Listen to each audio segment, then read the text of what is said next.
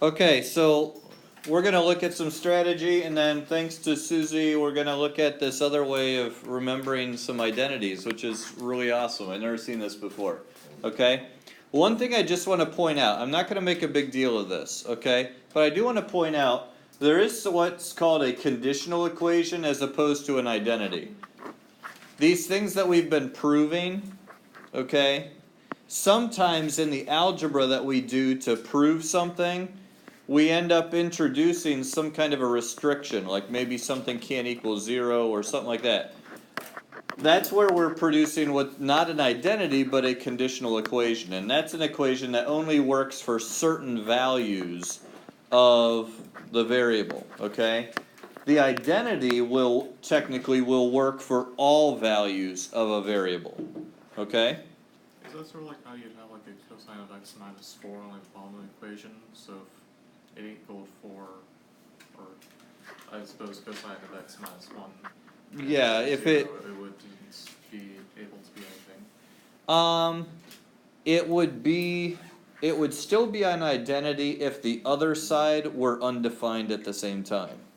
Okay. Okay? This is a case where it might make it undefined on one side but equal to something on the other. So for that one value it doesn't work. But for everything else it does. The identity is when no matter what you plug in, you get the same thing on both sides. Even if it's undefined on both sides, that would still be considered an identity. Okay? Now, a general strategy here, I've been kind of giving you a little bit of strategy as you've gone, but you've been trying these kind of on your own and hopefully developing some strategies. Work with one side at a time. Obviously, we're not using algebra because we're trying to prove whether or not these things are equal. Okay? So you don't want to assume they're equal and like multiply both sides by 5 or something like that. One good strategy is typically to start with the more complicated looking side first. And if they're both complicated, then just pick one and go with it. You know? Don't stress about, did I start with the right side? Just try it. If you get stuck somewhere, then maybe start working with the other side, and sometimes you can kind of meet in the middle. And as long as you get two things that are equal, that's all that really matters. Okay, you've proven it once you show both sides are equal.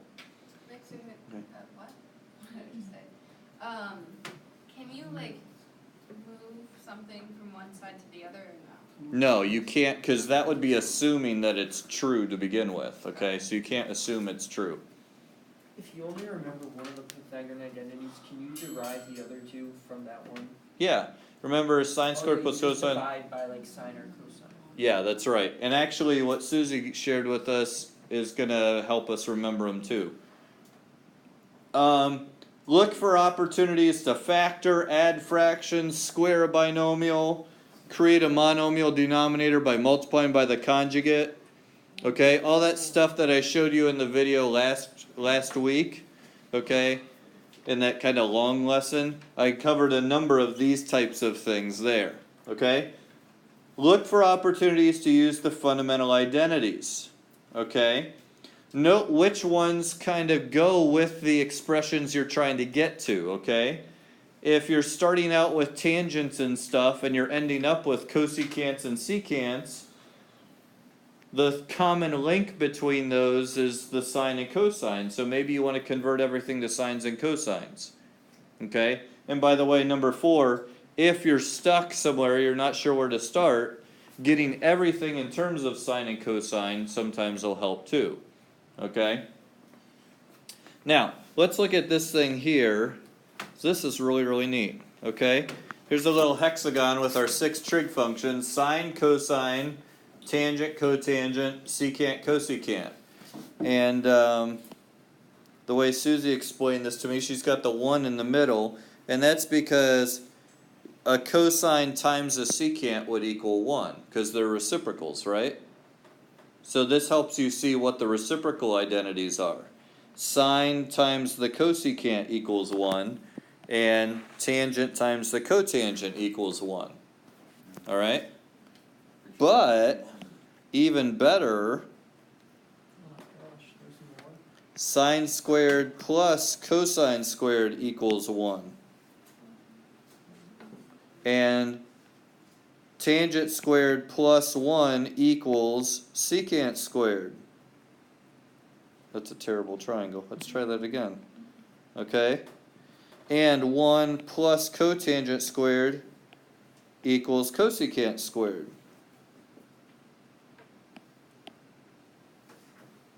Okay? So that's a really great way of remembering it. So, thanks for sharing. And Was there something more? the tangent equals sine divided by cosine is in the top. Mm-hmm. You can see that too. Okay, yeah, sine divided by cosine will equal tangent. The sine's closer to the tangent, so it would go on top. And cotangent equal cosine divided by sine. Yeah, cotangent would equal cosine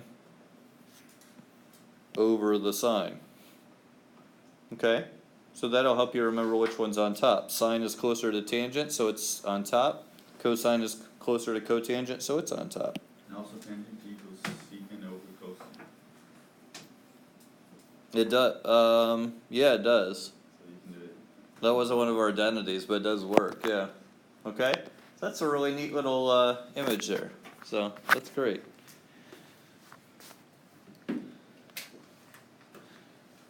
This is one of the cool things about math. People come up with these things of remembering stuff, and it could be something as simple as a little diagram like that, and that's really powerful. You know, that shows us a lot of our identities all at once. Okay? Alright, so at this point, it's time for mathgetball. We're gonna play some mathgetball. Alright? So you're in your teams already, I think math's a good ball. okay? Sounds better. And so I'm going to give you the first problem. It's a proof, okay? You have to show all the steps, and remember, you can't use algebra. All right? You can't go back and forth from one side to the other, okay? So let's go ahead and start with this one.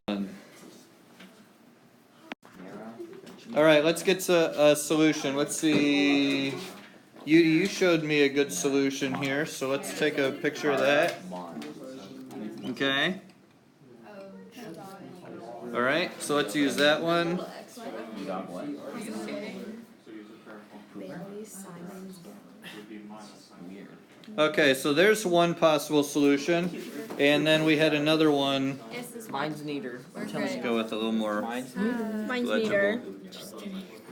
All right, Got my fingers in there, just like covering it. all right. Us trying Yeah, to keep it. you have wonderful. There we go. nails. That's the proper way to do it. I cut them yesterday. All right.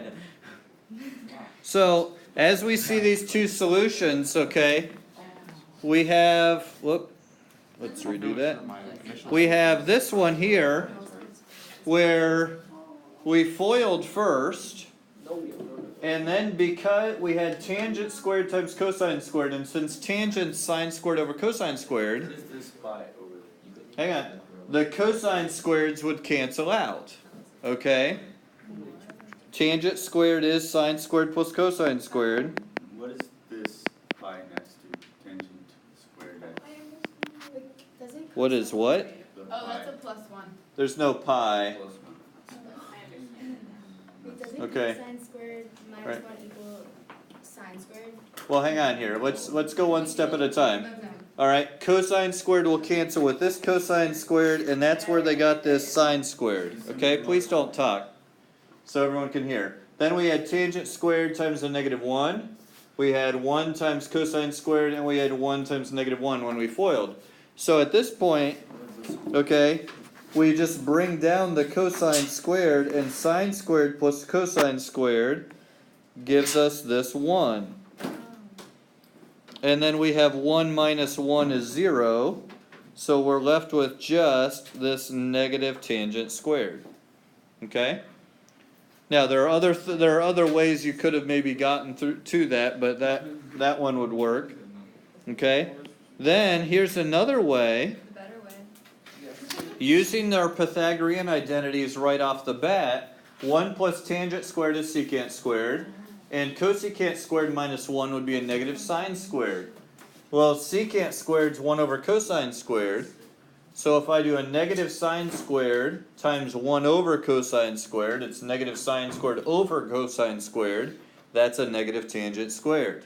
Okay? So we had two different ways there that we came up with to solve that one. Shakes and I got it.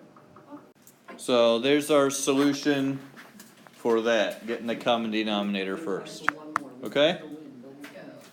All right. Let's go. I got it, Miss Shakes. All right, so we started here, if you can see, Oh, you did say that. we converted the tangent into sine over cosine and the cotangent into cosine over sine. Please listen, especially if you were having trouble with this one. Then you had to get a common denominator. This is what I saw a number of people forget. We forget all the easy stuff when we're doing hard stuff sometimes. So we had to get a common denominator of sine times cosine. So we ended up with sine squared plus cosine squared over sine times cosine. Okay? And that's where you got this far. All you had to do, Glow, is recognize that's 1. That's your Pythagorean identity. And then 1 over cosine times sine, you can split that into 1 over cosine times 1 over sine. That is what we were looking for, secant times cosecant. Woo! Mhm. For the first one, how does sine over cosine plus cosine over sine equal 1 over cosine? Well, they were simplifying the right-hand side as well. Okay? They simplified the right-hand side into 1 over cosine times 1 over sine. So that's 1 over cosine times sine. Okay? I can't. Oh, so all you have to do is multiply it by the denominator. That's all you have to do? What do you mean? Wait, why does that say sine over sine? Next problem here. Secant plus tangent equals cosine over 1 minus sine. Alright, so let's check out our solution here. First of all, making secant 1 over cosine, tangent sine over cosine. Then we see, oh, we've got a common denominator, so we can put them together. And now we have 1 plus sine over cosine equals cosine over 1 minus sine. You might be tempted to like cross multiply here, but remember you're not allowed to do that. Okay? What you can do, however, is over here I'm going to multiply by cosine over cosine, and here I'm going to multiply by a 1 plus sine over 1 plus sine.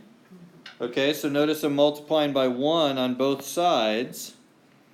And what ends up happening is I have a 1 plus sine times cosine over cosine squared.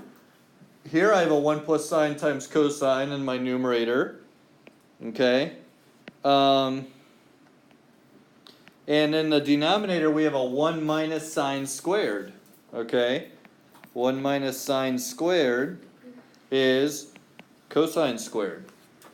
So again, you don't have to get on one side all the way over to the other. You can meet in the middle like this. As long as they end up equal to each other, it works. Okay? So, any questions on that one? Now that you've seen it? Okay? Alright, so here you have a common factor of the secant tangent in common, and there's a secant to the fourth in common. You actually did not have to put this in terms of sine and cosine. If I take out the secant to the fourth, I have a secant squared left here and a minus 1 left here. Wait, so you're taking secant 4 out of both? So basically, The one on the left and the one on the right? basically here's what I did. I factored, let's get a little smaller thing. There we go. I factored this out. And that by And then I factored out just a secant to the fourth. Okay? Just a secant to the fourth. Oh my god. And this is 4 plus 2, right? So if I factor that out, I have a... Wait, I have a secant squared. I see what you did. Alright? And here all I have left is a 1. So now, Why did you have the minus What one? exactly? hang on, listen here. Because all of this I have in common with this. So I pulled this whole thing out right here. So that's why there's just a minus 1 left right here. Here, if I only took out a secant to the 4th, I still have a secant squared left over. Okay? So when I do this, secant squared minus 1 is tangent squared. This I put together into a secant to the 5th times tangent. Where's the? And then there's my tangent cubed. Huh? Right here. Secant squared equals minus 1 is the line. Oh, right, sorry. Okay? So you could have gotten this one without simplifying into sines and cosines. If you did simplify to sines and cosines, it got a little more complicated, but you could still get there. Yeah. Okay? Alright? Good work, guys. Good work.